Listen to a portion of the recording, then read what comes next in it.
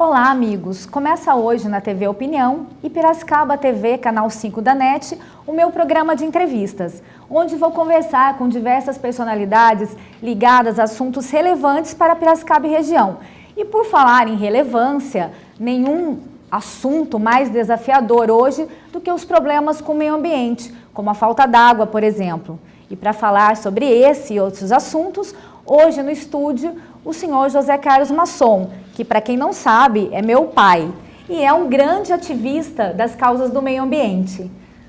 Olá. Olá, tudo bem? Muito obrigada por ter aceito o nosso convite e por participar da estreia do programa. Eu que fico muito honrado por ter recebido esse convite, muito interessante, porque é um tema hoje bastante interessante e eu acho que vale a pena a gente falar um pouco sobre ele. Agradeço a oportunidade. E a gente é que agradece. Explica um pouquinho como que surgiu esse interesse pelas questões ambientais. Como e quando começou isso?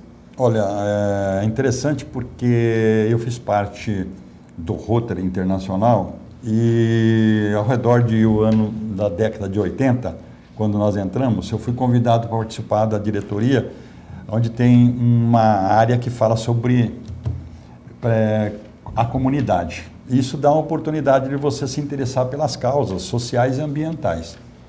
E nós temos na época tinha um grande amigo, hoje ele é falecido, José Luiz Guidotti, que idealizou, na ocasião, teve a oportunidade de idealizar o Arrastão Ecológico. E ele me convidou a ser um dos coordenadores na ocasião. E foi muito interessante que foi um gosto pela coisa, começamos a trabalhar no Arrastão Ecológico, depois de um certo tempo vieram algumas outras ideias, e a gente foi aprimorando e hoje a gente se encontra, assim, evidentemente, com alguns projetos interessantes para o meio ambiente. E eu espero que todos possam conhecer e nos ajudar a implementá-los. Nós temos um problema grande hoje, Masson, de falta d'água, né? Que principalmente aqui no estado de São Paulo está sendo bem grave. O que o senhor teria a dizer sobre isso? Por que nós chegamos nesse ponto? Bom, dizer que faltou planejamento, eu acho que não cabe a mim. O que nós sabemos que está previsto, evidentemente, 2 grandes reservas de água na bacia Piracicaba, Capivari e Jundiaí, que é chamado Bacia PCJ, e que existe um interesse muito grande de se divulgar e aprimorar o gasto menor para que possamos sobreviver nessa década que nós estamos vivendo, que é talvez a maior da história dos nossos rios. Não estamos falando só da bacia PCJ, nós estamos falando também do Tietê, do Paraíba do Sul, Rio Paraná, os grandes rios, no momento não a Amazônia, mas nós sabemos que o clima, esse efeito estufa e o desmatamento da Amazônia está provocando essa estiagem muito forte, essa escassez de água no Sudeste. Essa é uma das maiores razões, que seria o desmatamento. E o senhor tem um projeto, né, que é de captação de água de chuva. Explica um pouco para a gente qual é o objetivo principal desse projeto. Bom, isso daí nasceu de uma ideia nossa que nós encaminhamos à Prefeitura de Piracicaba no ano de 2001.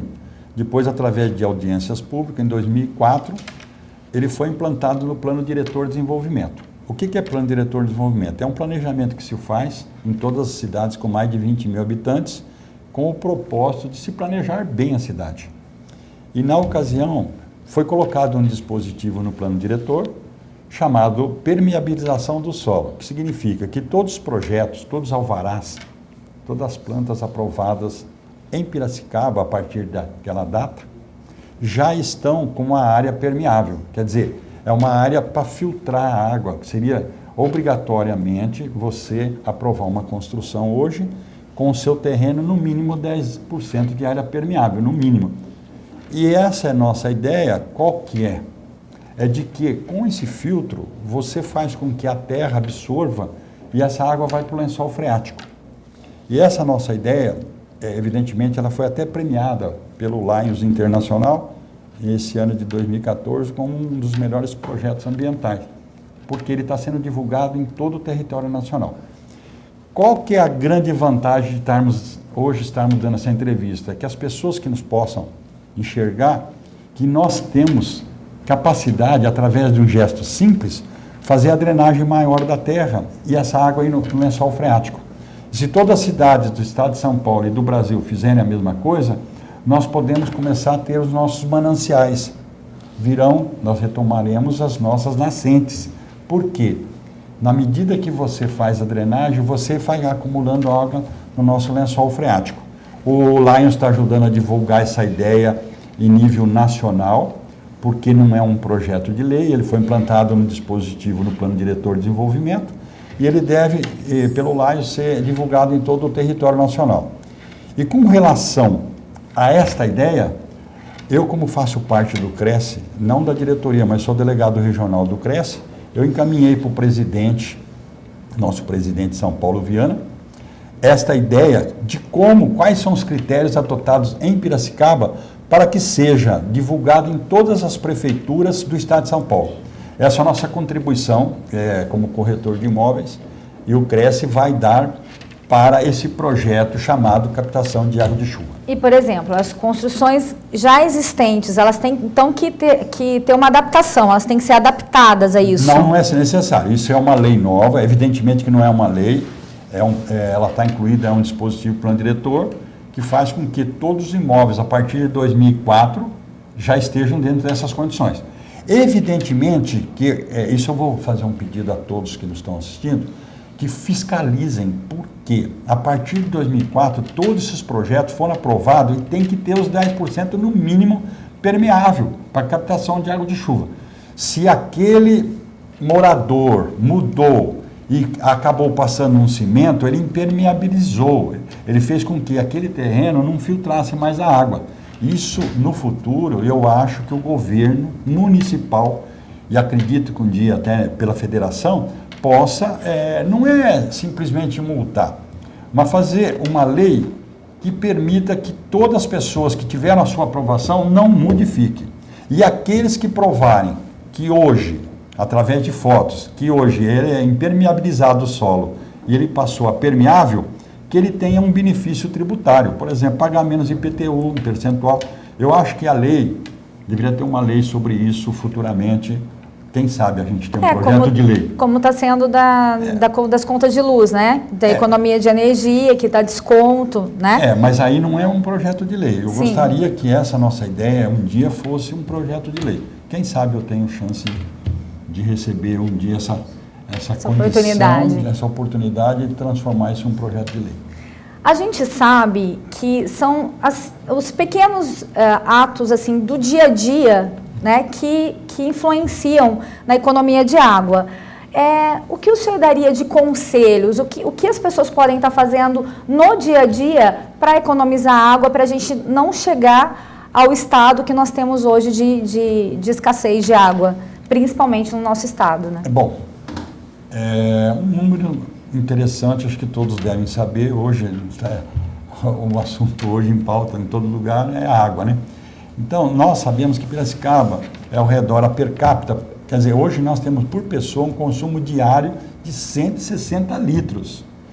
Se você economizar, veja bem, nós somos uma população de 400 mil habitantes, nós estamos falando em cada pessoa gasta 160 litros de água por dia. Imagine você economizando 20%. O maior vilão nosso hoje, tanto de energia como de gasto, é o chuveiro. Eu desenvolvi, coisa de 10, 12 anos atrás, eu inclusive registrei em cartório uma proposta de um timer para chuveiro, com a finalidade de que todos naquela casa, na sua casa, possa ter um tempo de banho. Isso planejado para a família, porque tem aquele que fica cantando debaixo do chuveiro, o outro fica fazendo ginástica, não se preocupa com aquela água que está desperdiçando. E o chuveiro, ele tem uma economia muito importante. A energia hoje de um minuto no chuveiro no Brasil, um cálculo rápido, é ao redor de 500 milhões de dólares.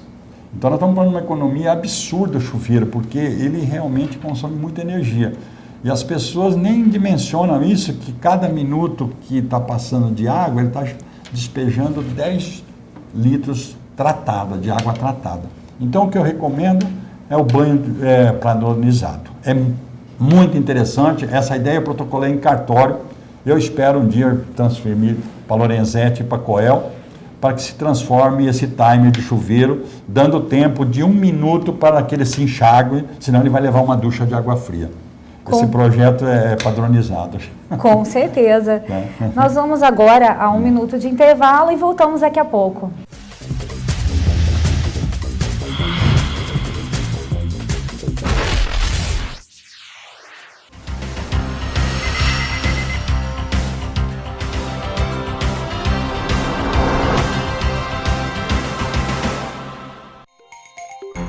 Minuto Opinião. Apoio Cultural TAM Viagens. Viaje diferente. Viaje com a gente. Piracicaba e Limeira. Instituto Embeleze. Formando profissionais para o mercado. O vereador Paiva, do PT, esteve reunido com moradores dos bairros Javari 1, 2 e 3 e escutou destes pedidos de melhorias para os bairros de caráter de urgência.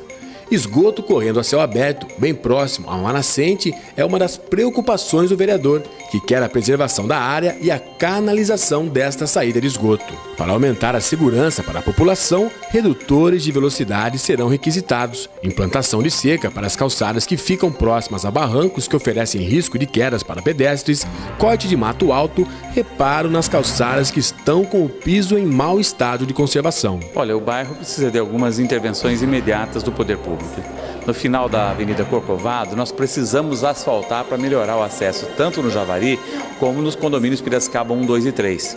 No Javari ainda nós temos esgoto que foi visualizado ali, sendo in natura, sem tratamento, sem estar coletando. E ainda, tem uma nascente muito próxima de ótima qualidade. A família até armazena aquilo num pequeno lago de uma nascente. Então nós poderíamos, ao tratar esse esgoto, até preservar essa nascente e poder estar usando. Existem ainda ali áreas verdes, que estão sendo despejados móveis, utensílios, e as pessoas estão querendo que limpe essas áreas verdes para que ali possa ser construída uma praça da cidadania, mostrando que a reciclagem de alguns produtos pode dar uma sensação melhor de convivência.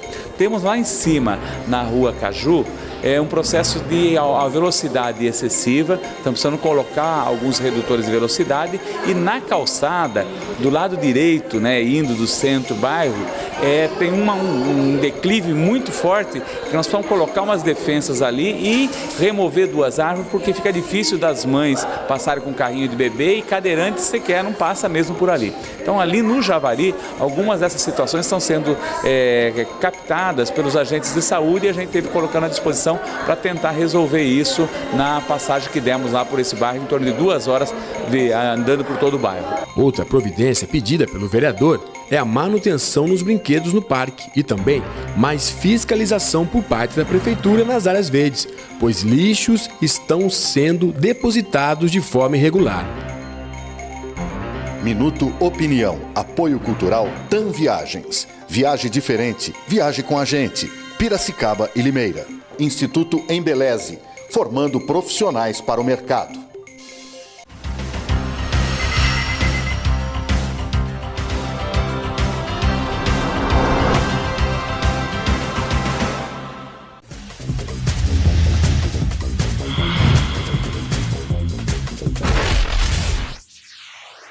Voltamos então a conversar aqui com o Masson, que é um ativista das causas ambientais e está nos esclarecendo sobre vários assuntos, principalmente sobre a falta d'água. Eu sei de um projeto que o senhor tem de piso intertravado. Esse projeto, ele também contribui na captação de água? A pergunta é muito interessante, eu vou dizer por quê.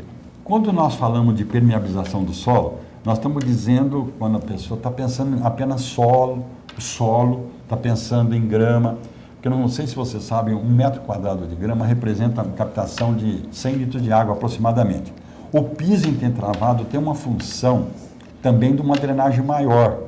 Ele, falando em custo, ele praticamente é do custo de um piso normal, e ele serve como um filtro maior. E eu fiz uma sugestão, ao redor de 3 anos atrás, para o Instituto de Pesquisa e Planejamento de Piracicaba, que utilizasse também o mesmo dispositivo no plano diretor, ou melhor, que todo projeto de casa e de construção tenha uma calçada com piso intertravado.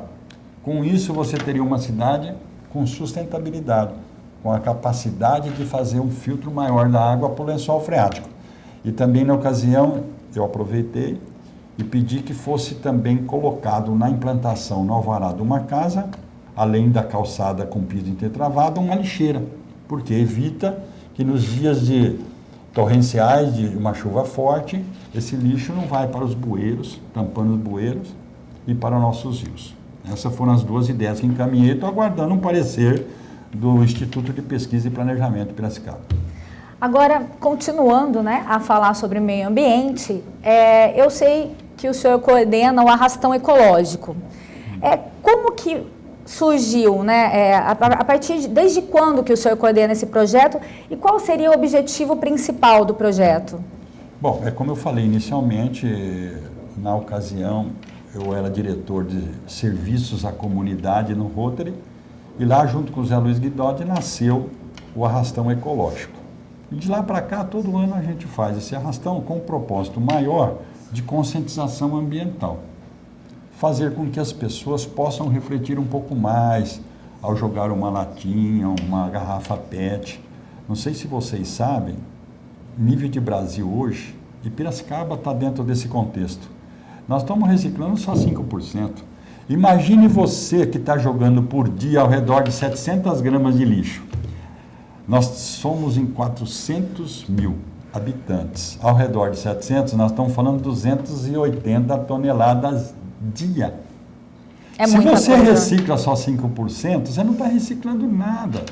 Sei que está melhorando, há uma expectativa boa do nosso governo municipal de melhorar a reciclagem, mas eu acho que está muito distante de uma realidade que nós estamos vivendo. Nós precisamos realmente reciclar mais.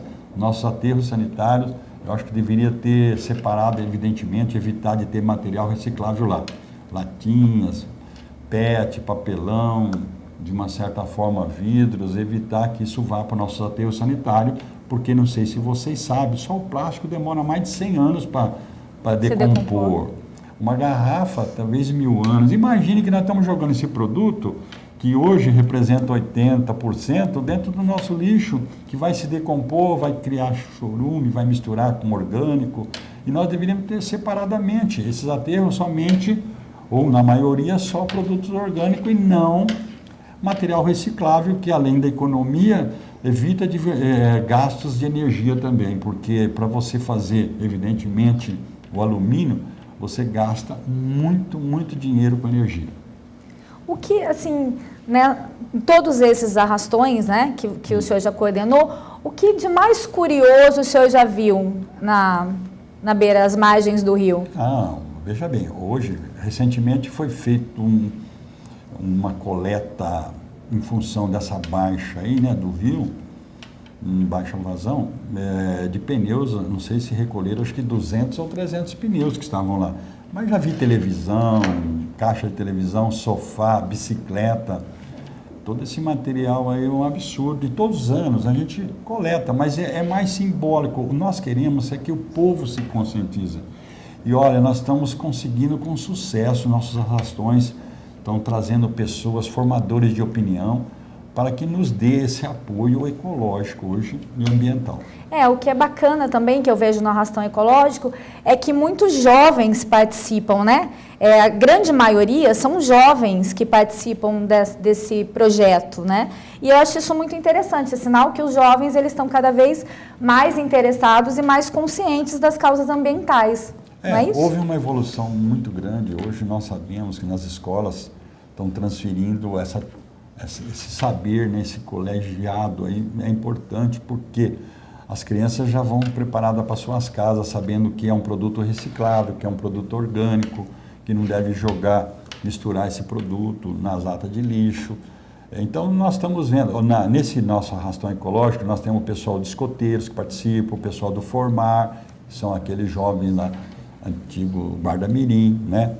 Nós temos o pessoal do Interact, né? São jovens de 14 a 18 anos que têm já uma formação, assim, uma cultura um pouco diferenciada. E eles estão nos ajudando a transmitir isso para a população, que é possível melhorar nossa qualidade ambiental. Em 2004, né, o senhor começou também o projeto Sacola Verde. Explica um pouco para a gente como é que funcionou, né, esse projeto, o que houve, ele não foi adiante? Olha, esse projeto foi difícil implantar, porque primeiro nós tivemos que fazer uma aproximação de todos os supermercados, norte, sul, leste, oeste, centro. Graças a Deus foi um sucesso, conseguimos com êxito mesmo conversar com todas as redes de supermercados, redes grandes inclusive, e implantar um projeto que nada mais é do que uma sacolinha verde, um pigmento verde, onde tinha o projeto chamado Projeto Sacola Verde, que estava lá a logomarca, né, Sacola Verde, até muito bonitinho, e aquilo deu uma consciência para as pessoas que naquela sacolinha somente reciclável, e qualquer outra cor seria orgânico. Então, qual que era a ideia? Que onde tivesse uma sacolinha verde, tinha o quê? Reciclável. E que não haveria necessidade no caminhão de lixo, ao coletar, colocar somente reciclável no verde e o orgânico que seria a outra cor. Tá? Isso foi muito bom. Agora, por que não emplacou? Por que isso não foi para frente? Porque eu sou um cidadão. Porque se fosse um projeto de lei, seria diferente. Aquela moça que trabalhava, digamos, no Carrefour na época, eu vou citar o Carrefour, mas todas as redes de supermercados participaram. Depois, aquela moça que comprava o pigmento verde que tinha finalidade ambiental, ela passou a comprar sacolinha branca sem saber por que era usada verde. Você viu a diferença? E esse produto de mercado de consciência ambiental, até ganhei um prêmio ambiental pelo CONDEMA, Conselho Municipal de Defesa do Meio Ambiente, em 2004, porque é uma ideia de conscientização ambiental. Eu encaminhei esse mesmo projeto para a Associação Brasileira de Supermercados, com a finalidade de que passássemos a usar em todo o Brasil com a óxido biodegradável, que significa um plástico onde a decomposição é mais rápida, ao invés de demorar 100, 200 anos, em 6 meses de decompor. Eu até hoje não recebi resposta sobre isso e sei que está se tramitando aí um projeto de plástico óxido biodegradável e que há uma divergência da estrutura, que tem pessoas que acham que é mais caro, mas o óxido biodegradável não é mais caro e poderia ser uma solução ambiental também. O senhor pediu para que isso, encaminhou um pedido para que se tornasse projeto de lei? Projeto de lei, já existe um projeto de lei para óxido biodegradável. Não lembro o número dele agora, mas tramita no país. Só que essa divergência é mais caro ou mais barato, deve ou não deve ser o plástico comum, óxido biodegradável, que não cabe a mim, mas ao governo um dia pegar e determinar. Quem sabe tenhamos chance de um dia fazer com que isso seja uma realidade. Além desses, né, projetos, o senhor também tem projetos ligados, né, de cunho social. Quais são esses projetos? Explica um pouco. Antes de falar de social, eu gostaria de comentar que eu tenho, na realidade, até vou dar uma olhadinha para ver se eu não esqueci, eu tenho alguns projetos ainda na parte ambiental. Eu gostaria de falar rapidinho, depois até se der tempo eu explico. Então, tratamento de esgoto na bacia PCJ, que foi uma sugestão minha, que eu dei um período aí. Coleta de pilhas e baterias usadas, aquela redução de energia eu já comentei. E com certeza, aumento de água na bacia, a bacia PCJ, nós falamos também em uma carta que entregamos em 2012 ao governador Alckmin, que foi um colegiado que encaminhou através do Lions e outros órgãos aí, para que pudéssemos ter mais água na bacia. Mas falando em alguns projetos sociais, eu gostaria de dizer que nós temos um projeto ligado ao combate à dengue, eu posso comentar depois rapidinho, menor de rua, um de fila de banco, um de reforma agrária sem conflito e um de moradia para todos. Mas vou destacar apenas esse combate à dengue.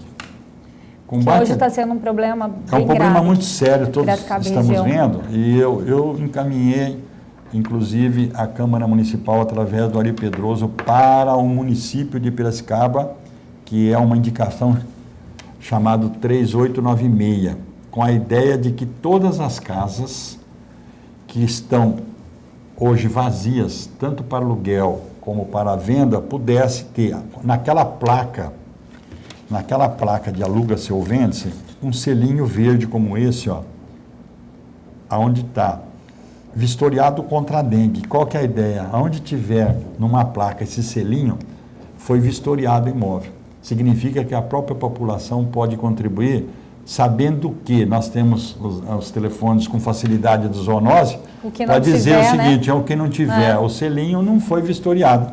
Eu acho que é uma contribuição muito grande de nossa parte, foi uma ideia minha, e que deva ser implantada em Piracicaba. Essa semana estamos discutindo com o Tom, que é o responsável pela zoonose, para que se implante desta forma e que crie um sistema para os corretores e para as imobiliárias, onde os pontos críticos do criadouro da dengue sejam eletrônicos. Então, as imobiliárias saberiam que, ao fazer uma vistoria no imóvel, ele destacaria que aqueles pontos...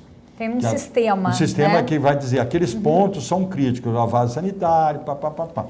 Isso daí vai contribuir bastante, porque a própria zoonose, tendo em mãos este argumento de que aquelas casas A, B ou C, D, no bairro A, B, C, D, foram vistoriadas, ele pode, inclusive, fazer um planejamento da cidade toda, onde tem criadouros, e fazer um trabalho racionalizado.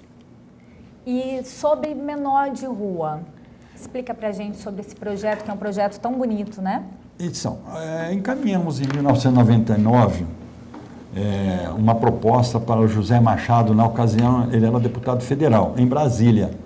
E ele achou interessante, é bem simples, otimização de recursos, é fazer com que todas as entidades ligadas ao menor pudessem ter recursos otimizados, quer dizer, ao invés de você ter 10 projetos, 10 entidades ligadas ao menor, a cidade teria uma identidade chamada Fundação A, B ou C, mas que todos tivessem voltado ao menor.